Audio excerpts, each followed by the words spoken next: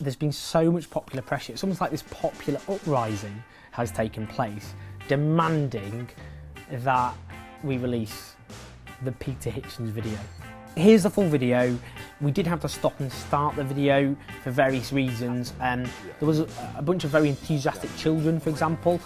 Unlike people I think I might need to wait a second longer, actually. I hope when you watch it you realise there wasn't some grand conspiracy and we were just trying to edit it so people could watch it. But I hope you enjoy it. I think Peter is in great form. That's right, it's all right. But it is a one-off, because otherwise poor Adam here is going to have an absolute nightmare of having to do a normal edited video and the full video. What I want to start with actually is your family, your background, because your dad, he was a naval officer, he was in the Yes. Royal Navy, wasn't he? Yeah. I don't know, just tell me a bit about your parents. What influence do you think your parents, the lasting influence they've had on you in terms of your beliefs, your thoughts, your outlook? I've often thought about this, probably not all that much, because they stood back an awful lot from my upbringing. Not because I think they wanted to, but because they felt they ought to. They sent both my brother and me to boarding schools from a very early age. And my mother it's quite funny this, my mother must have been in the 1950s one of the very few mothers who went out to work. And during the school holidays, my brother and I would run pretty much wild. There was nobody there most of the time. So actually, I'm not trying to be disrespectful or anything, their influence on me was quite small. That's interesting. With your brother, obviously, you two are both huge figures in your own right. And growing up, what was your relationship? Oh, adversarial. Oh. And we were not close enough to be, we weren't twins or anything like that, to be the good friends that siblings sometimes can be. We weren't far enough apart to be wholly independent of each other, so we were fighting for the same territory a lot of the time, and quite frequently descended into violence. Were you both quite ambitious from an early age? He certainly was. I think I may have picked it up from him. I look back on my childhood as being a period of almost total relaxation. I really wasn't worried about anything. It was a kind of dream time. It was only much later that I realised it might be necessary to be ambitious. I think he was ambitious from the moment he emerged from the womb. But you scrapped? Oh yes. Wow. So did anyone bully anyone? Or it wasn't like that? I don't know whether the word bullying these days has so many applications. He was bigger than I was, but I like to think I could hit quite hard. Sure you did. But he was very good at pretending that I hadn't hurt him, which was annoying. Oh, I see. Okay, Yeah. It's one of those. Just, with your brother and everything, later on in life, your relationship was often quite strained, wasn't it? Not really. It was more distant than strained. He decided he loved rows. Mm-hmm. And he decided to have a row with me about something I wrote, which oddly enough I'd sent it to him in advance to let him know I was going to write it. And also I'd said before in his presence, I found out this out later, if I'd known it at the time it would have made it even more ridiculous. I'd said it before in his presence on an interview with C-SPAN with Brian Lamb, exactly the same thing, and he'd laughed. But on this occasion he decided he was going to make a war out of it, so he did. It was when I reminded him that he had taken a fairly relaxed view of the Soviet Union during the Cold War. Just after he'd become a sort of American super patriot, just after September the 11th. I mean, what were The timing is all, I think. But he decided to make a really big row out of that. So he liked to pick his rows, you think? He had a great row with James Fenton, who's the most inoffensive person you could ever meet, about the Falkland Islands. For ages he wasn't on speaking terms with James. It's very hard not to be on speaking terms with James, but he managed to do it. Put the effort in. Well, James is just such a nice person. It just is. I mean, it would just be very hard to have a row with him, but he managed to do it over the Falklands. I remember it well. And I think he did it because he enjoyed it. Were you, in the end, how ideologically different were you? What were the main differences you had with him? Ideologically? Well, not really very. I mean, he sort of introduced me to... There wasn't all that much politics in our household until he went off to the Lees School, Cambridge, at the age of 13. And he was ahead of me, so he was there and I wasn't. And in the 1964 general election, he somehow or other the school held a mock election. He became the Labour candidate. And I think also, I've never been able to pin this down, he came under the influence of a charismatic teacher who was, amongst other things, of the left. And he came home and he was absolutely full of it. And I found it rather appealing. And after a while I thought, yeah, I felt persuaded by it. But there was really not much politics in our house until then, I don't think, not that I can recall.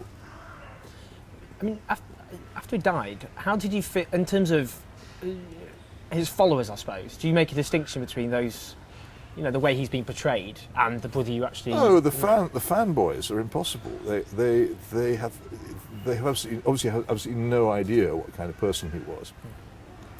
In fact, there was an illustration of this at the memorial event in New York City, where quite a lot of it consisted of people reading out things that he'd written. Mm-hmm.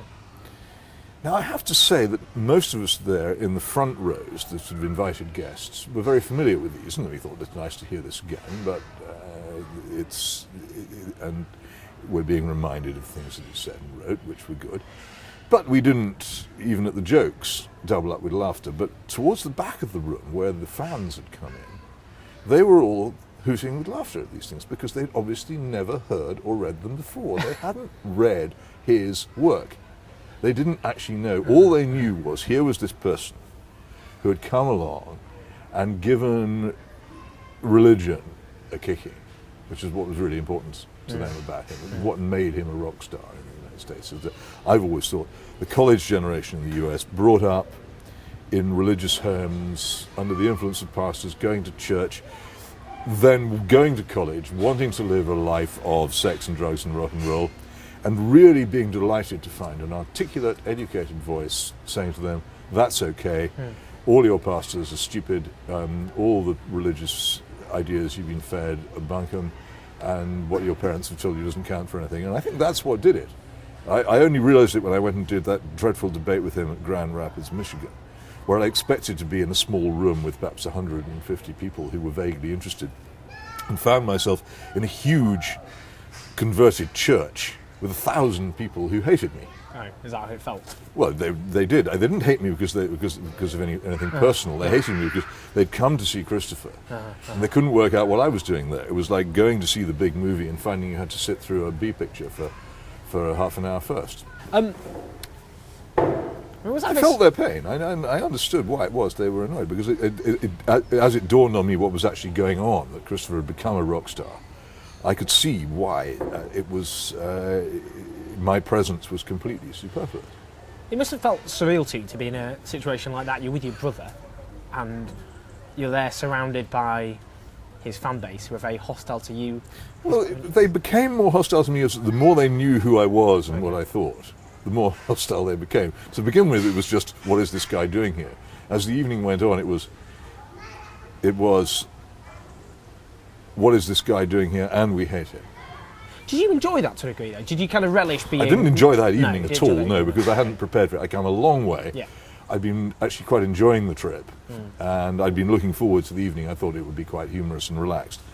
And it became quite serious. And also, there was another profound problem. Christopher, by then, had got his anti-theist acts together. It was pretty much wholly formed. And he didn't, as far as I could see, really care very much what I said. He would say the same thing anyway. But I quite needed to know what he was saying so I could rebut it.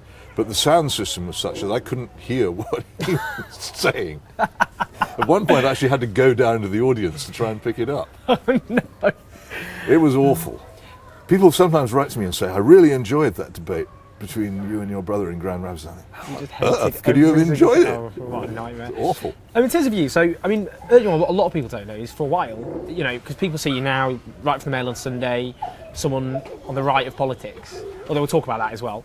But you used to be a Trotskyist for a while. Certainly was, yeah. You were in the International Socialists, which, for people who don't know, is the forerunner of the Socialist Workers' Party. Yeah, it was, in those days, balmy as we may have been, we did not believe that 3,000 people could constitute a political party. In exalted moments we called ourselves a tendency, but we would never have called ourselves a party. How did you get involved with the IS at the time? Well, through Christopher, who had, I think, got involved with it through Peter Sedgwick, who pretty much got him in. And then I was looking at this stage, and several things, but I was looking for an organisation. I was a great joiner. It was around about I was 17. I was looking for an organisation I could join, and there it was, the Oxford IS, meeting every Thursday evening, I think it was, above the Port Mahon pub in St Clement's. Still remember it. And this was more than a flirtation. You were a true believer for a while. Oh, very much so, yeah. You believed the socialist revolution was... I thought that Marxism and Leninism had pretty much the answer to the problems of the world. Yeah. How do you look back at that now, given where you Well, stand? it was a reasonable mistake to have made. I'm glad I made it because, unlike people who've been vaccinated against a disease, I've actually had the disease, and therefore I'm totally immune from it in a way that a mere vaccination couldn't possibly provide.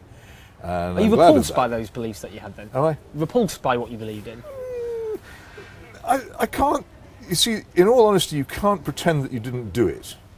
It was something that you did, that you meant at the time, that brought you into contact with many people, some of whom you liked at the time, and would still like if it weren't for the political gulf that's now opened up between you. It would be a dishonesty and a betrayal to say that there's nothing in it that I learnt from, or that I enjoyed, or that I could recommend. It taught me how to think in a lot of ways. So I don't regret the experience at all. It's interesting. I think everybody should have it in a way, but it's just not available to most people. It's interesting because a lot of people got their political education from these groups. I mean, I could go through frontline politicians, whether it be Eric Pickles, a conservative, he was although he was a tank, he was a communist, or whether it be half of New Labour, where it's fascinating, isn't it? Ex-Trotsky's. Is that political education? Unlike me, I mean, Eric is reasonably frank about it, I think. But unlike me, most of them, especially the Labour ones, tend to be very coy about discussing it. I think it's actually because it's much more important to them than it is to me, and also because it still has much more influence over them than it has on me, and that's why they don't like talking about it. But as well as the political education, I suppose, the interest and ideas maybe it gave you, do you think also there's still a thread in terms of your political passion, I suppose? You know, your sense of having an ideological commitment, which you still have. And has that... Well, I don't really have an ideological commitment, actually. I wouldn't say I did. I've sought rather to avoid ideological commitments or any form of utopianism or anything of that kind. One thing I was going to ask you about that is, do you think the difference partly between... So the similarity between me and you is that we're outside a political consensus in a certain way. But for me, it's the economic consensus, the so-called neoliberal or free market consensus. For you, it's the kind of socially liberal consensus. Yeah. Is that how you'd... Well, I mean, certainly, but I'm not that keen on the free market consensus either. I know, that's what I want to ask you about. It doesn't seem to me to be an answer to anything. It's an attempt. It's like all these things are attempts to construct some kind of total worldview without religion. Well, on that, on the free market, the market for a lot of nominal conservatives who aren't actually conservatives at all, in general liberals, the market has become a substitute for God. They see Adam Smith's hidden hand as a kind of divine providence. So a lot of people don't realise you support, for example, you'd prefer public ownership of the railways, for example. Immediately, yeah, let's have it. Wow. I mean, you've called yourself a social democrat before as well, I've seen. Well, sort of. I mean, it's a way of explaining how my ideas tend. It's probably not strictly accurate because there's still, in real social democracy, there's still an element of Marxism, and I'm not that.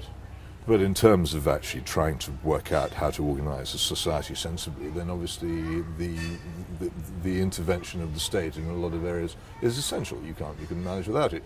Even the most, I mean, there are wild conservative, liberal free marketeers who say that you don't need a navy. It could be done by sort of privateers patrolling the seas on your behalf. But it's obviously ridiculous.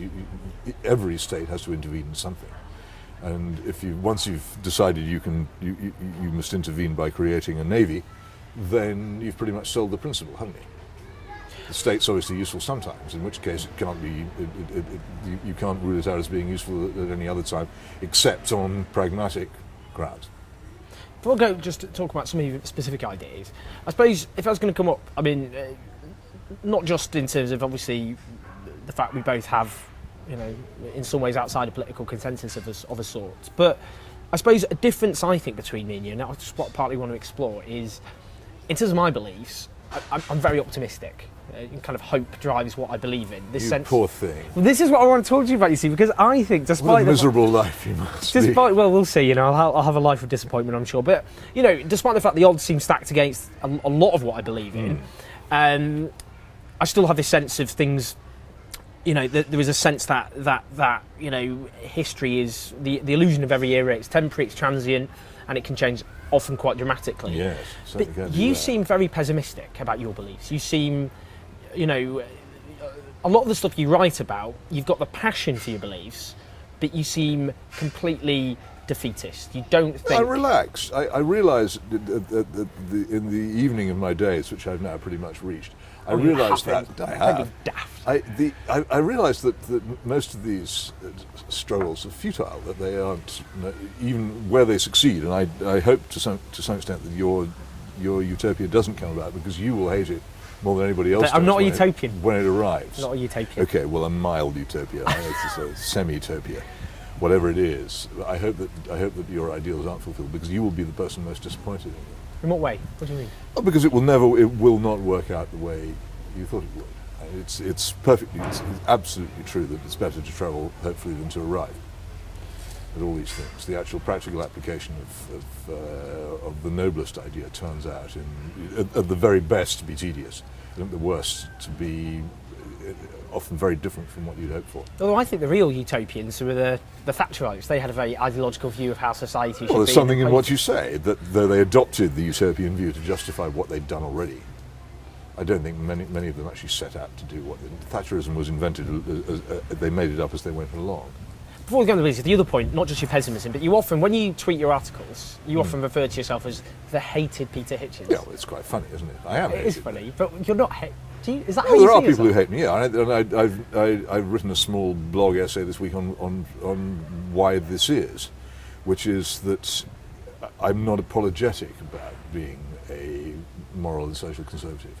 It's perfectly all right in a society dominated by moral and social liberals to be an apologetic conservative who clearly knows his place. But my problem is I don't know my place, and my other problem is that I use against my opponents the very raucous, slightly rude methods that they are used to using against people like me, and they're quite surprised by that. And a lot of my brother's admirers, if they come along onto my Twitter feed and they insult me, and I come back and I'm quite rude back to them, oh, you can't be like, how it, no, so, you're a Christian, are you, and you're really horrible.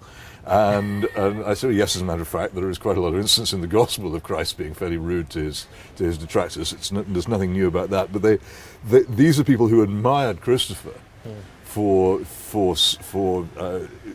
swiping his opponents quite severely. But when it's applied against them, are shocked to find a conservative doing it back. So that's it, I think, that I don't accept that fundamentally I'm inferior and wrong, and that I hit back with the weapons which they think are their own. When you get that abuse, I mean, when you know, whether it be a group of people who hate you or the abuse you get, does that upset you? Some of the Not things. particularly, no. I don't. What upsets me far more is the inability to communicate. That you simply cannot get some very simple things across to people, and you feel after a while. Always treat a mind as open until you've discovered otherwise, but you feel after a while, after a few exchanges, that what you're dealing with is a mind which is hopelessly closed, and a person who doesn't know how to respond to arguments. So you make a point, and they neither rebut it nor acknowledge it. I don't mind; they can do either. But as long as they do one. But if you make a point and they just ignore it and change the subject as if you've never said it, then that's not an argument. As I said, arguing with people who don't know how to argue is like playing chess with a squirrel. There's no future in it. I mean, it comes across sometimes. You see yourself as you're surrounded in this kind of socially liberal mitt, you know. This Well, kind I of, am. and you're this kind of lone voice trying to speak out against. I don't know about the- alone, but there aren't that many of us. Do you not think the Express, the Mail, the Sun, they provide a big platform Well, they for provide a social platform, but moral that doesn't mean conservative? total agreement. And a lot of the things that conservative papers support, I use the term loosely, particularly the Conservative Party itself, to my mind, as socially liberal as the Guardian. That's what I want to ask you about, because people, again, you call yourself a moral and social conservative, and unapologetically so, but you're not a Tory. In fact, you're very hostile to the modern Tories. Yeah. Why? Well, Someone just asked me this for a preliminary to a conference, and I'll give you the same answer, I guess. Because it calls itself the Conservative Party. If it called itself the Socialist Workers' Party, I wouldn't have anything against it. It's not it's not a left-wing It's party. It is a left-wing party. It's egalitarian. It's openly and declaredly egalitarian. But you see the distinction between a Trotskyist it's opposed to the maintenance of the married family, which is the absolute pillar of moral and social conservatism. It's opposed to national independence. It's completely wedded to our membership of the supranational European Union, which robs us of sovereignty. I could go on in many other ways and list the things that it does. It's got much more in common with the SWP than it has with Conservatives. Do you think the... I often hear David Cameron and George Osborne coming out with things which I used to say when I was a trot. Well, let's think about The difference is that I knew when I said them that they were Trotskyist things to say. They have no idea. They are left-wing, but they don't know they're left-wing. But do you think... Which is even more alarming in some ways. At least Jeremy Corbyn knows he's left-wing. Do you think a socialist party would privatise public services, impose austerity? No, as I set out long ago in my 1999 book, The Abolition of Britain, that's not what politics is about anymore. Politics ceased to be about public ownership, it ceased to be about the Soviet Union, all that, in the period between the 1960s and the 1980s. Once the Soviet Union collapsed, it was quite clear, and the Euro-communists who pretty much shaped New Labour knew this perfectly well. The struggle was from now on was going to be about moral and social issues, not about ownership. Who needs ownership when you can regulate? There's absolutely no point for a state can have just as much control over the economy with regulation as it can with ownership, and less responsibility. So why not do that? So all that's gone, but the intervention in private life, you can denationalise the railways and then nationalise childhood. Which is what all childhood? Yes, the whole idea of public policy towards childhood now is that children should spend as much time as they possibly can away from their mothers. But isn't that... That's subsidised. I am taxed so that children can actually be put in nurseries so their mothers can go out and work in call centres. That's always when you were sent to boarding school. Yes, when I know it was. You were separated from your parents. Am I recommending this as a course of action? No. I'm saying it happened. But this, it's what my parents believed, good-heartedly, but in my view incorrectly, was the right thing to do. With the Conservative government, they've introduced a tax break for married couples. That's the sort of moral and social... It's a token. I think anybody can see that it's a token.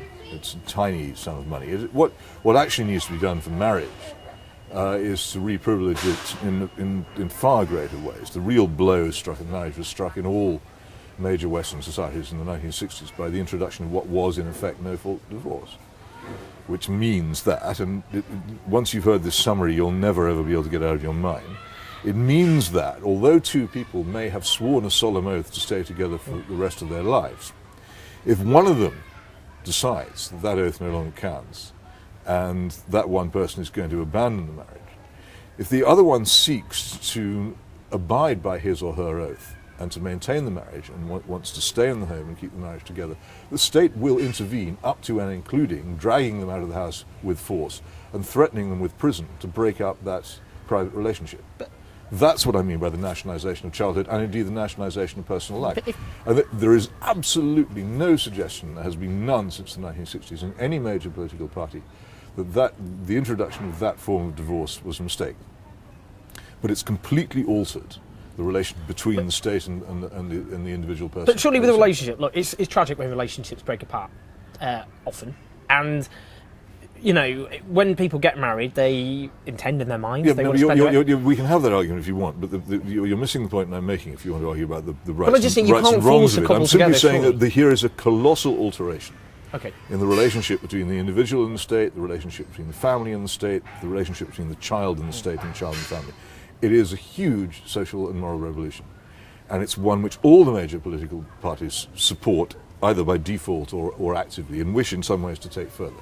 And it's one which crucially, not just the political parties, but the bench of judges, and indeed Lady Hale on the Supreme Court, have been specific about. That they actually really don't see that marriage, as it was before the 1960s, has any real purpose in our society left at all. Do you think the fact a woman... Whether you like it or not, and so we can argue all kinds of arguments, whether you like it or not, that is a major change in society, and one which is, in my view, far more revolutionary than who owns the gas board. Do you think the fact a woman and a woman or a man and a man can marry has any impact on your No, marriage? I think it's a side effect of it. I think that it's a consequence of the collapse of heterosexual marriage, and I regret now getting involved in the argument about same-sex marriage because it was a Stalingrad, a diversion. There are principled arguments that one might make about it, but nobody listens, and also it wasn't the point. Why is one worrying about a few thousand people who want to have same-sex marriages while not being concerned at all about the collapse of heterosexual marriage, which involves millions of people and millions of children? I mean, it used to be more acceptable to be publicly prejudiced about gay people, about women, about people who aren't white. Isn't it a good thing that it's now less acceptable? Yeah, unequivocally a good thing, yeah. But isn't that often what, because you talk about political correctness, isn't that all that I really talk about is? political correctness, and I am ambivalent about political correctness. I always make the point, say the reason why it has been such an effective weapon is that it's based most fundamentally on getting people to behave with good manners towards other people.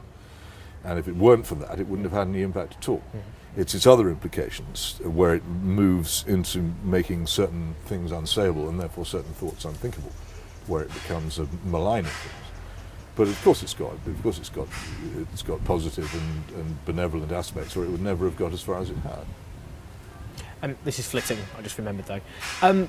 You've called for the breakup of the Conservative Party before. Do you stand Well, by I that? hope that it would break up. I simply underestimated the enormous power of lies and money, which enabled the Conservative Party to obtain a victory in the elections. I wouldn't say they won, because I think what was done was an immensely clever and expensive targeted campaign in certain constituencies. And interestingly, I don't live in one of those constituencies. I live in Oxford East, which is one of the tiny red islets in southern England. And there was never any possibility on the list of Tory target seats that it would go their way, so they ignored it. And during the last election, Andrew Smith, the MP, actually increased his majority. So there was no national trend. What there was a fantastically clever, well-targeted, very costly campaign by the Conservatives in targeted constituencies, which won them a technical victory on points, which they did. It wasn't a moral victory. Nobody really won that election morally, but it was quite sufficient for them to form a majority government, and it was more effective than they thought it would be. You seem I quite don't have angry any about. doubt about that at all. You seem quite angry about the way in the I pieces am you angry wrote about it because how it was the last chance, and I thought that the 2010 election was a bad moment. I thought that I appealed to my readers in 2010 very much not to vote Conservative, because I thought the last thing we need to do is to save the Conservative Party at this stage. And I thought, and I still think, that in 2010, if the Conservative Party had lost the election badly enough for everyone to realise it had lost, instead of losing it as it did, not badly enough for everyone to realise that it had lost, then that would have been it. It wouldn't have been 4 election defeats in succession. No political party could have survived that practically. It wouldn't be able to raise funds, it wouldn't be able to keep members, people would have sought something else. Why not UKIP? 2015 was a sort of... political parties in this country grow out of the death of other political parties. The Labour Party grew out of the death of the Liberal Party. The Tory Party has to die first. But UKIP, UKIP is a means, but not an end. UKIP is in any case, it's exile Thatcherism. It's not actually a socially or morally conservative party. Its leader believes in drug decriminalisation, as I ceaselessly point out. Indeed. How would you sum up David Cameron and what he stands for? I don't think he stands for anything. I think he stands for obtaining office for the sons of gentlemen. He's jolly good at it. He's quite likeable. I can't feel any passion against him. It's impossible. And it's like feeling passion against a blancmange. A perfectly nice chap, I'm sure, but he has absolutely no interest in changing anything. He has a great deal of interest in maintaining things as they are and in being in office while they're maintained. The Tory politician Enoch Powell in the 60s, he had a very apocalyptic vision of what immigration would do to Britain.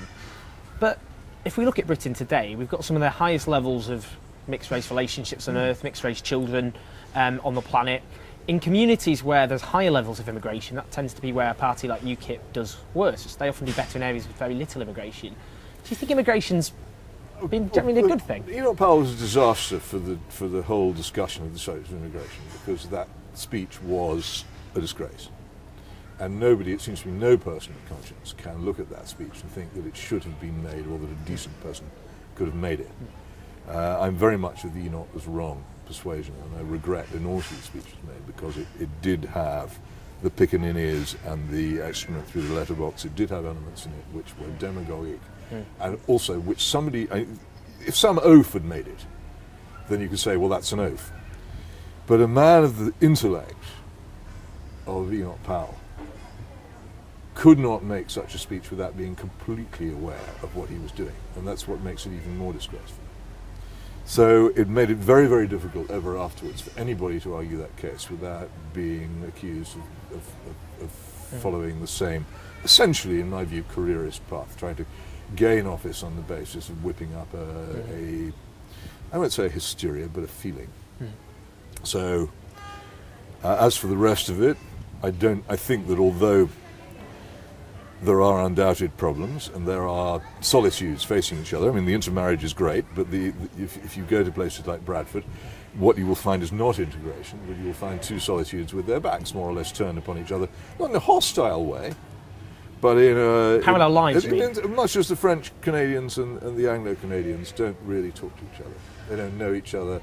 They will cross each other's paths at work, on public transport, and in the centre of the city, and then they'll go back to their separate worlds. Isn't that an argument partly for abolishing faith schools? So instead of segregating children by religious... No, oddly enough, a lot of the interesting thing you'll find in these Pennine towns is that a lot of the schools which are now thoroughly Muslim are actually Church of England schools.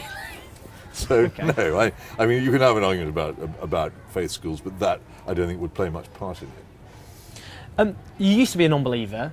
Yes. Now you're a Christian. Yes. To what extent, I mean, that kind of, your religious convictions, do you see that as very much the underlying kind of basis of your political position? I think it has to be the basis of any position. I'm troubled by anybody who doesn't have a religious opinion of any kind, because if they don't, how can they have any other sort of opinion? It has to be the foundation. A set of opinions without a religious underpinning would be like a house without foundations, and I think would be likely to fall down and certainly very easily blown over in the wind. We're one of the most irreligious countries on earth now. Why do you think that is? Oh, mainly the First World War. Oh, go on. The churches in this country made the grave mistake of almost all the establishment in this country of supporting the First World War. They called it a great war for civilization. They urged people to go and fight in it, and it was one of the most deeply immoral things this country has ever asked its people to take part in, and it was a catastrophe, and they cannot conceivably survive a mistake on that scale, and they haven't. I think it's true over most of formerly Christian Europe. That Christianity, the end of Christianity as a serious, dominant, believed faith, dates from between 1914 and 1918. It's interesting, again, as someone... It took some time, as things do, to reach its full extent, but I think that is why Europe is now largely irreligious, and why North America, from more or less the same tradition, is not. You see, that will surprise people too, of your political convictions, because people like myself on the left will look at World War I as one of the greatest the greatest avoidable tragedy in human history, which laid the basis for a whole host of other tragedies which defined the 20th century. And people might expect you to say, to wrap yourself in the flag and well, they might, but they'd be, as so often, mistaken. So how do you feel, the way it's being portrayed now, and it's obviously a century since World War I began, how do you feel in the way it's been commemorated? Inadequately. I think an awful lot of particularly the history books which were published at the time were, and I'm going to be cross here because I can't remember the name of one of them, but a lot of the history books which were published on the centenary were the rehash of the same old thing, as if the centre of the war was Flanders, the central struggle was that between Britain and Germany, with France maybe playing a part, and a lot of battles, and then we end up with Wilfred Owen, and that's it. Then you have the tremendous work by Adam Tooze, The Deluge, which is what it was really about, where the centre of it was actually in more or less in Ukraine, where the struggle was fundamentally between Germany and Russia, where we played a more or less walk-on part, and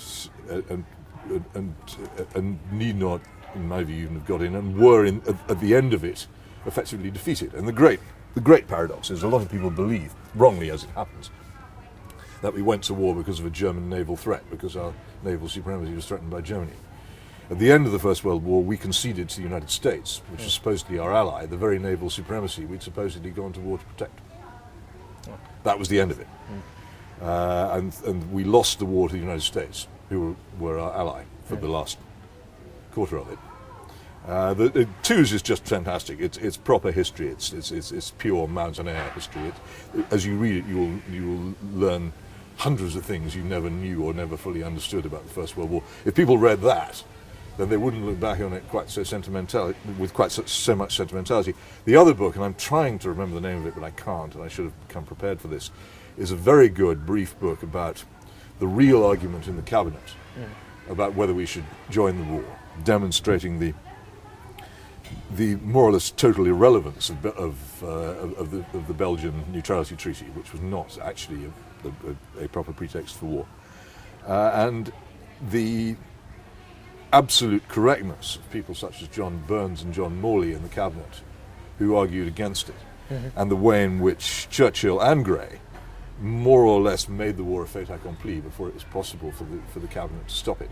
And the shocking treatment of Parliament by Grey on the night of his speech, which when you read the debate, I went back to the old Hansard, which thanks to those wonderful people who've archived it, you can now read the debate. And there was no vote.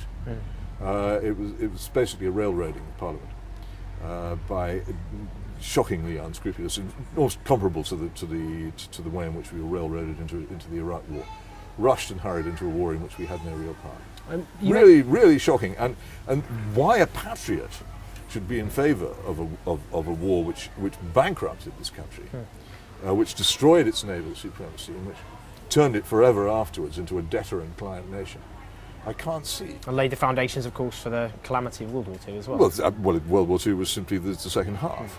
But that also, there are so many ways in which it is not a conservative event, and wars are never conservative anyway. Wars are always a wonderful moment for revolutionaries, provided the circumstances for the Russian Revolution. That's what Engels said, didn't he? The handmaiden of revolutions. It's not just the revolution, but also the handmaiden of nationalisation, of control. This country at the beginning of the First World War, the famous A.J.P. Taylor point, hardly anyone ever met the state, except in the form of the postman or the policeman. And after the First World War, everything in life was regulated and dominated by state control in a way that people would have thought unthinkable before. I think, I've been trying for days for another reason to find a reference to this. Paul Combon, the French ambassador to Britain in 1914, wrote in 1918 that he believed the country had been through a revolution as great as the one that France had gone through in 1789. And I think he was right. It was a different country at the end. You mentioned Churchill there. A worse one. What's your overall view of Winston Churchill? Sceptical. Again, you see, this is interesting. Again, people might expect you to venerate. One good thing. Okay. One unquestionably good thing. At the time, in 1940, that he became Prime Minister, when the war had already begun and had reached the stage that it became, he was probably the only person who could have refused to make terms with Hitler. And that was utterly and completely the right thing to do. To have sought terms would have been a catastrophe. But what don't you like about him? I don't like his enthusiasm for war. I don't like his blithe willingness to rewrite history to suit his own case. I particularly dislike his role in getting us into war in 1914. Which is what you just mentioned there. Margaret Thatcher as well, another great icon, of course, of conservatism. But again, you're very sceptical of. Yes, I mean, you cannot but admire her as a person, and fighting her way with absolute determination up from not particularly auspicious beginnings. Not being put off, becoming Prime Minister. Who can say that is a minor achievement? But in terms of the political, economic and social legacy, it's a wholly different story. And certainly not a very conservative one. I don't doubt her personal instincts were conservative, but very little of what she did in government was.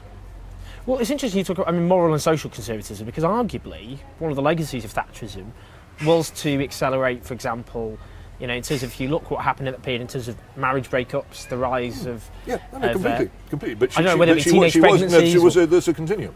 And again, I made this point in my great unread book, The Abolition of Britain, that Harold Wilson and Roy Jenkins began it. She finished it, and I will happily concede to any left-wing person that Margaret Thatcher did a lot of social damage to this country, if they will concede that Harold Wilson and Roy Jenkins did some too. I have had no takers. Okay, fair enough. I'll sidestep that one because unfortunately I'm asking. I thought you might be the I'm first. asking the question, so I can get away with it. It would be amusing, though, wouldn't it? It would be. Yeah, I mean, in terms of the main threats, you mentioned the abolition of Britain in your book. What are the main threats you see it, threatening this country? No, it's not a question of threats. I mean, it's finished. It's not. Do you really? This is your pessimism coming through Absolutely again. finished. I mean, Why is it? I've Why never is it seen a finished? country more finished. Why is Well, it for a finished? start, we're bankrupt. We're not actually bankrupt. We are we? bankrupt. We are 1.5 trillion pounds in debt. It's That's not unfair. state. That's the state. But countries don't go bankrupt. As individuals, yes, they do. Even Zimbabwe didn't go bankrupt. Germany went bankrupt in the 1920s. Wasn't technically bankrupt though, was it? I don't know about technically, but I don't care about technically. It had a lot of debt. We have a lot of debt. It was money died. Okay. And the consequences of that, the middle class were destroyed, and the consequences of that seem to me to be fairly obviously bad. But we've had higher debt in our history. We don't have, yes, but it's as a result of war. This is not a result of war. This is a result of peacetime, and there's no excuse for it. By the way, you could add to that debt, though it's mathematically meaningless now. You could add to that debt the colossal amount of money we still owe to the United States, which we defaulted on over the First World War. Most people, I actually have arguments with people, they refuse to believe this, but it is the case. We defaulted on our debt to the US for the First World War. That's why they wouldn't lend us anything in 1939. We had actually defaulted. We have still not paid it. People think we have, but we haven't. We are so in debt, and we're now in debt both as a country and also in debt as individuals, to an extent which is completely unrepayable. It cannot be done. Well, we're one of the most personally indebted countries. The only way you could ever repay that debt would be to have hyperinflation. But that's interesting. Which is, of course, not to be ruled out. But so there's that. And a debtor has no power, either over anybody else or over himself to rescue himself. We have abandoned our own national sovereignty. So we don't actually govern ourselves anymore to the European Union. So we have no power in that sense. We've also made another, in my view, equally serious sacrifice, and we have abandoned our national history.